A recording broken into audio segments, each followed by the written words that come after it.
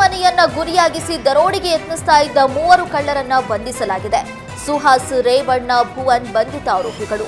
ಜನವರಿ 28ರಂದು ಕನಕಪುರ ತಾಲೂಕಿನ ಶಿವನಹಳ್ಳಿ ಗ್ರಾಮದಲ್ಲಿ ಈ 3 ದರೋಡೆಗೆ ಯತ್ನಿಸಿದ್ರು. ಮನೆಯ ಸಿಸಿಟಿವಿಗಳನ್ನ ತಿರುಗಿಸಿ ಹಿಂಬಾಗಿಲಿನಿಂದ ಮನೆಗೆ ನುಗ್ಗಿದ ಕಳ್ಳರು ಮನೆ ಮಾಲೀಕರ ಮೇಲೆ ಹಲ್ಲೆ ನಡೆಸಿ ದರೋಡೆಗೆ ಯತ್ನಿಸಿದ್ರು. ಈ ವೇಳೆ ಮನೆ ಮಾಲಕಿ ಕದೀಮರ ಕಣ್ಣಿಗೆ ಕಾರದ ಪುಡಿ ಎರಚಿ ಓಡಿಸಿದ್ರು. ದರೋಡೆ ಸಂಬಂಧ ಕೇಸು ದಾಖಲಿಸಿಕೊಂಡಿದ್ದ ಕನಕಪುರ ಗ್ರಾಮಾಂತರ ಠಾಣೆ ಪೊಲೀಸರು ಆರೋಪಿಗಳನ್ನ ಬಂಧಿಸುವಲ್ಲಿ ಯಶಸ್ವಿಯಾಗಿದ್ದಾರೆ. ಬಂಧಿತರಿಂದ ಮಾರಕಾಸ್ತ್ರಗಳನ್ನು ವಶಪಡಿಸಿಕೊಂಡಿರುವ ಪೊಲೀಸರು ಆರೋಪಿಗಳನ್ನ ನ್ಯಾಯಾಂಗ ಬಂಧನಕ್ಕೆ ಒಪ್ಪಿಸಿದ್ದಾರೆ. ಕರ್ನಾಟಕ ರಾಜ್ಯ ಮಾಲಿನ್ಯ ನಿಯಂತ್ರಣ ಮಂಡಳಿ ಅಧ್ಯಕ್ಷರನ್ನಾಗಿ ಶಾಸಕ ನರೇಂದ್ರ ಸ್ವಾಮಿ ಅವರನ್ನ ನೇಮಕ ಮಾಡಲಾಗಿದೆ. ನಿನ್ನೆ ರಾತ್ರಿ ಮಂಡಳಿ ಕಚೇರಿಯಲ್ಲಿ ಶಾಸಕ ನರೇಂದ್ರ ಸ್ವಾಮಿ ಅಧಿಕಾರ ಸ್ವೀಕರಿಸಿದ್ದಾರೆ. ಅಧ್ಯಕ್ಷರಾಗಿ ನೇಮಕವಾದ ಬೆನ್ನಲ್ಲೇ ಅರಣ್ಯ ಸಚಿವ ಈಶ್ವರ್ ಖಂಡ್ರೆ ಭೇಟಿಯಾದ ನರೇಂದ್ರ ಸ್ವಾಮಿ ಕೆಲ ಕಾಲ ಮಾತುಕತೆ ನಡೆಸಿದರು.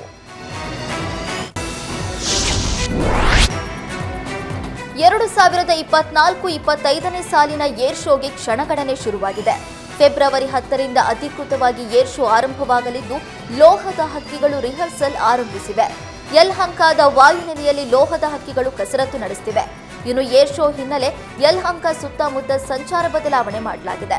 ಹೆಬ್ಬಾಳ ಫ್ಲೈಓವರ್ ಮೂಲಕ ಬರುವವರು ಕೆಆರ್ಪುರಂ, ನಾಗಾವರ ಹಾಗೂ ಗೊರಗುಂಟೆಪಾಳ್ಯ, ಎಂಎಸ್ ಪಾಳ್ಯ ಮೂಲಕ ಪ್ರಯಾಣಿಸುವಂತೆ ತಿಳಿಸಲಾಗಿದೆ. ಇನ್ನು ಮೇಕ್ರಿ ಸರ್ಕಲ್ ಟು ಬಳ್ಳಾರಿ ರಸ್ತೆಯಲ್ಲಿ ಟ್ರಕ್, ಲಾರಿ ಹಾಗೂ ಭಾರಿ ವಾಹನಗಳ ಸಂಚಾರ ನಿಷೇಧಿಸಲಾಗಿದೆ. ಏರ್ ಶೋಗೆ ಬರುವವರಿಗೆ ಜಿಕೆವಿಕೆಯಲ್ಲಿ ಉಚಿತ ಪಾರ್ಕಿಂಗ್ ವ್ಯವಸ್ಥೆ ಮಾಡಲಾಗಿದೆ.